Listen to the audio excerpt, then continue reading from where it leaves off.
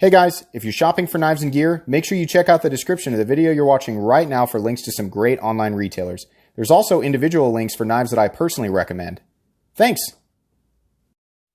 What's going on, YouTube? Metal Complex here, and today I've got another interesting knife review slash knife overview to share with you guys. This is the XXL Boker Kalashnikov. This is a huge side opening automatic knife. This has got to be the biggest side opening biggest side opening automatic knife that I have ever handled that wasn't like a novelty. Like, I mean, in some ways this is, right? But I'm talking about like when you go to a gun show or something like that and somebody's got this gigantic, like impossible to carry thing that's just funny.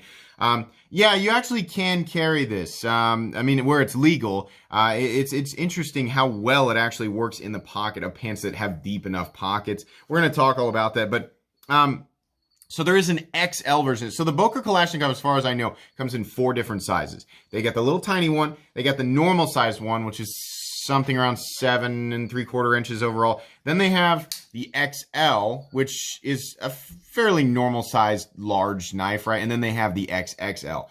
This guy, at the time of this recording, is currently available. So I'm going to be linking it down below where you can pick it up. Hopefully by the time you guys see this, it's still there. If you want to pick this up, it comes up in multiple different variants. It's pretty cool. And it is not expensive at all. We'll talk about this guy here in a sec. This knife was sent to me by my buddy Raymundo. Thank you so much, Raymundo, for sending this. Really appreciate that. Also want to say thank you to all of my generous patrons for supporting me right now. If you'd like to get your hands on some cool stickers and some other benefits, there's of course a link down in the description. Your support would mean the world to me. And please follow me on Instagram at metal_complex. Let's go ahead and get a measurement of this guy. Overall length of the XXL Kalashnikov, 10.5 inches.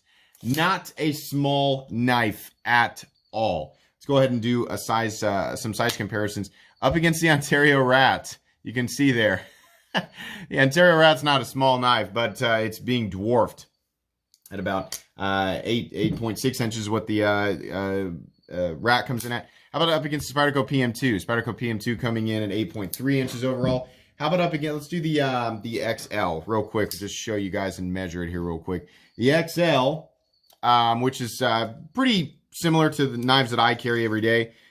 This is coming in at about 8.5 inches overall. How about up against the Benchmade Griptilian, or in this case, the Ritter Hogue? Ritter Hogue coming in at 8 inches overall. And last but not least, the smallest knife that I generally carry, the Spyderco Para 3. Para 3 is coming in at 7.25 inches overall. How's the action of this guy? So this is an automatic knife. These are not made in the United States, by the way. I have handled the little teeny tiny one, the regular Kalashnikov, now the XL and the XXL.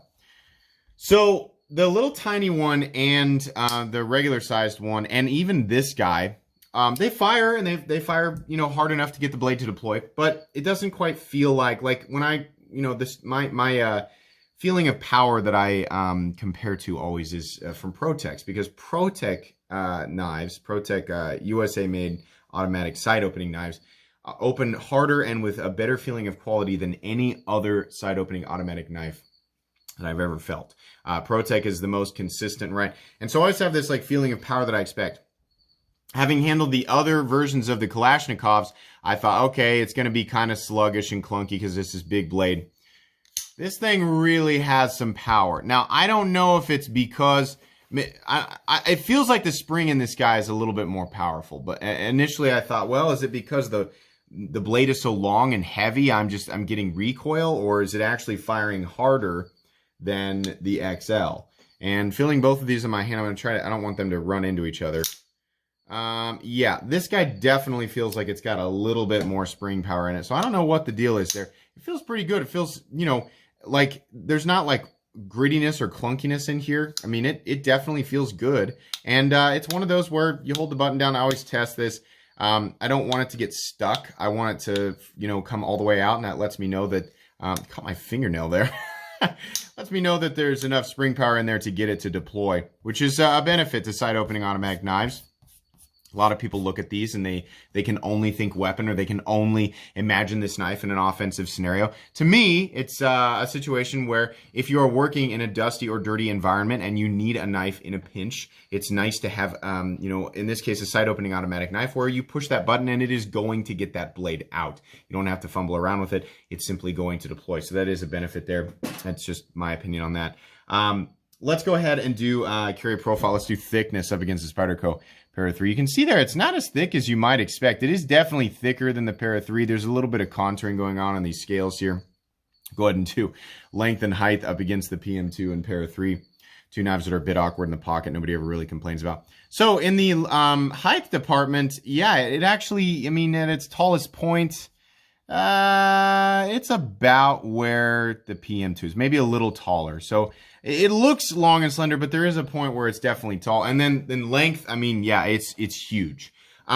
Because this is kind of a big long rectangle, this is one of the largest knives that I can see myself attempting to carry. Like, it's right, like, I mean, it's still going to be way over the line in terms of length for me, despite what it weighs and its profile. But, you know, if you got regular jeans, regular work pants, this will just barely fit in the pocket. You know, if you're one of those people who has like super deep pockets, I don't know what then yeah, it's not gonna be a problem. But as far as like the vast majority of people go, you know, wearing regular jeans, it will just barely fit in the pocket. Yeah, I mean, you can't, if it's legal to carry a knife of this size and length in your area, then, you know, it does fit. I'm not going to say that it's convenient or that it's necessary, but yeah, it does. Let's go ahead and get a measurement of blade stock thickness here. Blade stock thickness on the XXL Kalashnikov. Not thick at all. 120 thousandths or so. That's nice. I think if the blade was overly thick, that would be kind of a huge problem. Let's go ahead and take a look at the inside here. You can see there is, where is it? What am I looking at here? It's just some milling, I guess. Interesting. I guess you can call that a little bit. Sorry, I'm turning it so I can see it in my light. It's really hard for you guys to see in there and get what I'm talking about. There's some lines in there. I don't know if they're weight reduction lines or what they are, but these are aluminum scales. It's not the materials or the profile, you know, it's just the overall amount of material that's going to get this guy to come in at 6.35 ounces. So this is heavy.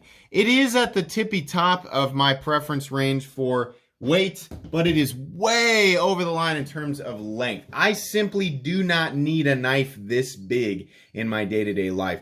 And the vast majority of people who are carrying folding knives do not need this much knife. There are few people who, I mean, most people who are carrying this, you know, tell you whatever they want.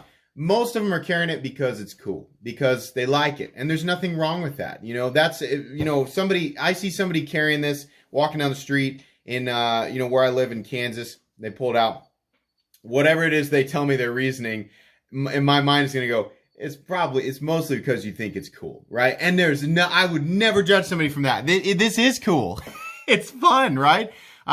This is just an interesting object. It's big. And you know what? It also looks nice. The combination, the length of that handle scale, not having it crammed into like this, you know, crumpled area right here. It kind of looks a little bit busy. And then the lines right here on the Kalashnikov that kind of force all your fingers into one place. It's not present on this guy. This has a more open, roomy handle. It doesn't force your fingers in any one position. Makes the handle look a little bit better. And then the blade, this long clip point blade, I think goes better with the handle. Like this is, you know, this is the standard. It's the XL, but that's what the medium and small Kalashnikov look like. And it's always looked a little bit, a little odd to me. This looks a little cleaner, a little sleeker, right? It's just gigantic. So that's cool. Let's go ahead and do a hardware check. Get out my tools. You can pick up my tools in the description. They are not expensive and extremely recommendable. I'm going to guess that pivot is a T8. Let's go ahead and give her a shot. Yeah, that is definitely a T8. And then unfortunately, the body screws are still going to be T6. That stinks. You guys know my thoughts on T6. I don't like them. The head strip, the bits, even, you know, sometimes. So you just got to be careful when you're taking it apart. It's not a deal breaker. There are 6 total screws on the body here, so there's quite a few parts. just be careful when you're taking it apart. Okay, did we get through all that? I think we did. Let's go ahead and take a look at the anatomy of this knife. It's still got that kind of bumpy, earthy texturing going on. That's okay. It's nice to the touch. It's going to provide a little bit of grip and traction on an otherwise very smooth scale surface. This is, to my knowledge, 6061 T6. It does feel a little bit cheap, though. I don't know what it is about the Boker Kalashnikov. These are aluminum. But it's maybe the grittiness or whatever however they're, creating this surface texture.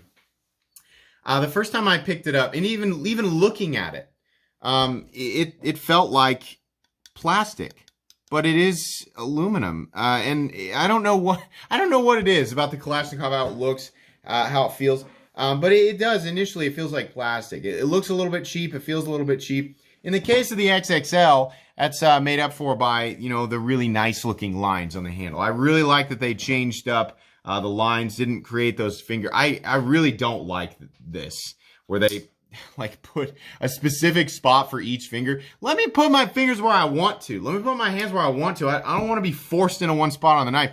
This is nice. I like how they did that, especially it's so big. I mean, you really do have absolute ergonomic freedom. I would say, here, maybe even a couple of places here. There's like 3 or 4 different positions you could hold this knife, and it feels fine, right?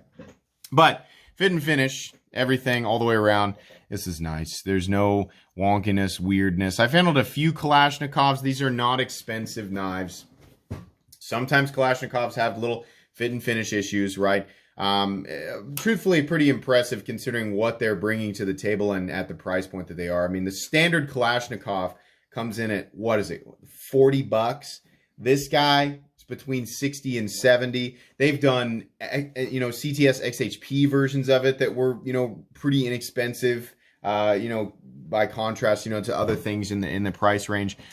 So yeah, I mean, the fit and finish on this guy's great. It's honestly a little better than the other Kalashnikovs I've handled, and so I'm appreciative of that. The blade looks awesome. It says Automat Kalashnikov, and then the number 140923. I imagine that's numbered or something to do with the serial. I don't know. This is D2. The Kalashnikov comes standard in AUS 8, I think. I honestly can't remember. I reviewed that knife so long ago. Twice, actually, because I came back after a while and changed my review. This was a long time ago. You can go view my original review that was like 2.5 years ago, and then the updated review, which was like 1.5 years ago or something like that. But yeah, this is D2, and that's great. I mean, I have no problem. Honestly, I'll take D2 over AUS 8 100%. I don't care that AUS 8 is stainless or easier to sharpen. In my experience, I'll take D2 over AUS 8. So it's welcome at this price. The blade does not get as thin as you might think behind the edge. It's all right. I mean, it's definitely going to slice. It just feels a little bit clunky and a little bit thick behind the edge for like the spine thickness is not all that much. And the flat up here is pretty high. It's got plenty of room to drop down towards the edge. It just doesn't really ever get quite that thin. The blade coating on here, I don't know what it is, but this is not a, it's not like a Spyderco DLC. Other Kalashnikov, the one that I reviewed, the second time actually was from a guy who's had it for like 13 or 14 years. And the coating wears away, not as readily as like, for those of you who've got like a black coated M-Tech, like a cheapy $10, $15 knife, that's basically paint. That will wear away very quickly. This is definitely more durable than that, but nowhere near as durable as, say, the tungsten-based DLC that Spyderco uses. I imagine that this will aid in corrosion resistance a little bit, but I wouldn't absolutely depend on it. Still, D2 is going to be something you're going to want to clean off, obviously, periodically. Actually, every time if you use it or you're carrying this knife in the pants pocket and you're going to work all day and get really sweaty, then yeah, you're definitely going to want to wipe the blade off, clean it off, get some. You can use break-free CLP, or better yet, the EDCI. This is about the best stuff that you can get for keeping corrosion off of a non-stainless blade.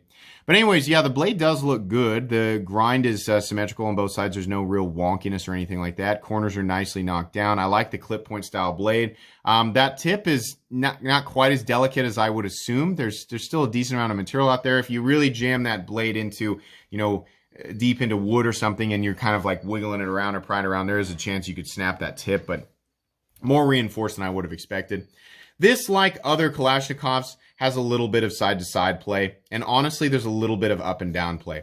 On less expensive, button actuated side opening autos, I kind of just expect that. It's been the case with most of the Kalashnikovs that I felt. This guy's got it, the same exact thing. Once I had a Kalashnikov that had no up and down and no side to side and still deployed pretty readily.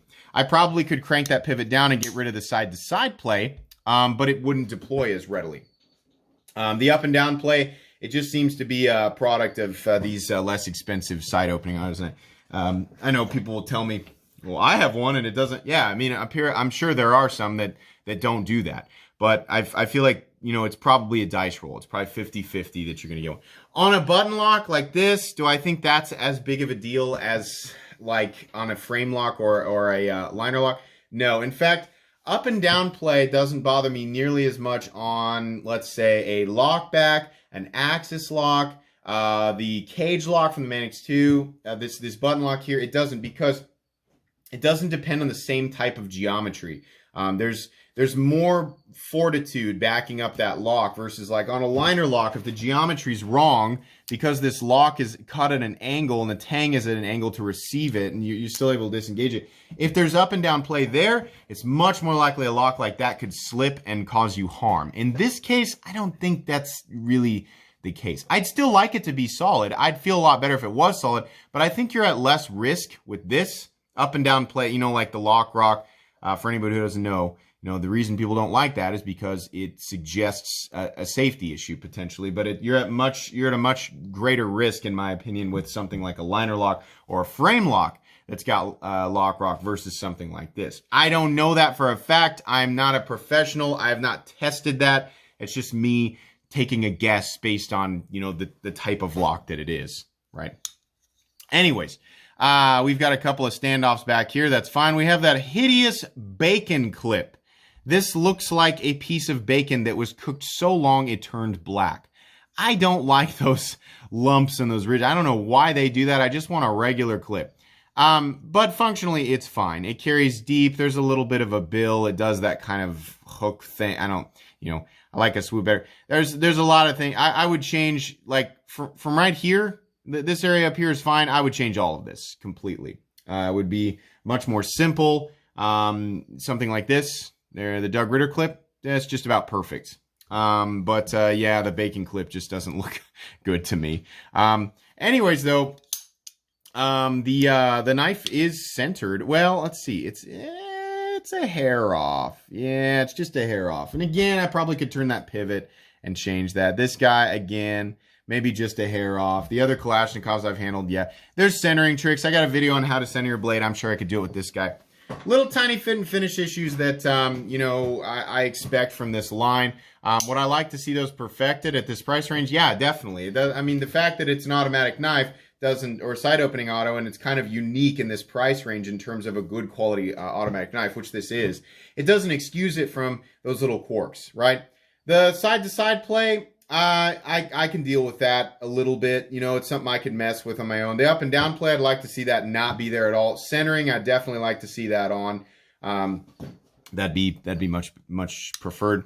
These knives are, famous for being very, very resilient and good quality tools over time. The reason, I'm kind of easing up on the whole blade play thing. And I've actually eased up on that on a lot of different knives, depending on the style, right? Axis locks tend to have a little bit of blade play, like on Benchmade, stuff like that. Is because after handling that one, the Kalashnikov that gentleman had for like 14 years, I found that it had a little bit of wiggle. And I said, have you ever taken this apart? He said, no. And I said, has it ever failed on you? And he said, no. And it was beat up. You can go back and watch that video. That thing was just the coating on the handle was coming off on the blade. The blade was dull. The tip was basically non-existent. This knife had been used. He said, I use that thing for anything. I don't baby that. I just get it out and use it for whatever. Never failed on it, right? So I eased up on that. I don't like to feel blade play. I don't like to feel up and down play. I do consider that a fit and finish issue, something that just should be, dealt with, or should be. They should make sure that it's tight from the factory so that at least you get that feeling of quality for your purchase, right?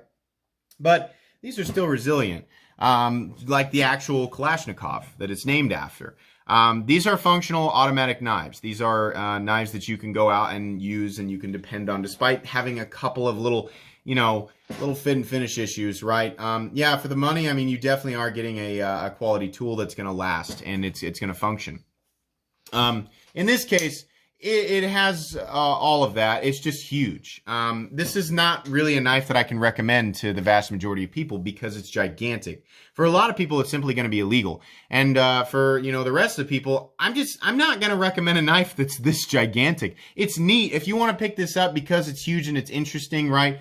Then yeah, go ahead. Or if you just really, really like big knives. But can I, am I going to walk around going the Boker XXL Kalashnikov is one of the best EDC choices out? No.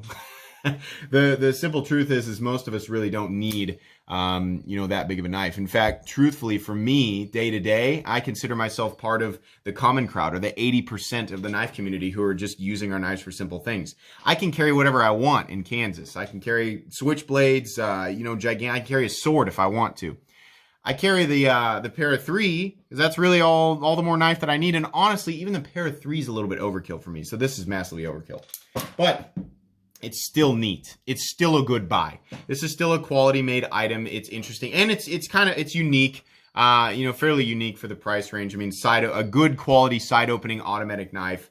In D2 and that's just gigantic. I mean, there's nothing else out there in the price range that's exactly like this. This is doing its own thing and it's fun. I think that was the idea, and if you do decide to use this, then you've got an enormous amount of blade, and you've got a very functional item that will serve you well for sure. This is an outdoor knife. Definitely, this is not a knife that was intended to be EDC'd at the office. I think that goes without saying. Even if people do that, it's definitely, that wasn't I'm sure the design choice there or what they intended for it. All right, that's about all the more it needs to be. This, like I said, it's not going to be going in any particular playlist, but I did enjoy this knife for what it was, and I think if you're interested in this and you decide to spend the money on it, you'll feel pretty good about it once you've got it in hand. If you guys enjoyed this video, please leave a like. If you'd like to check out my other content, I do, of course, have lots of videos of knives that are either expensive or inexpensive that I do or don't like, so check those out. And if you enjoy all my content, go ahead and click on that middle complex over right there and subscribe because there's definitely more coming. Thanks again for watching, everybody, and have a great day.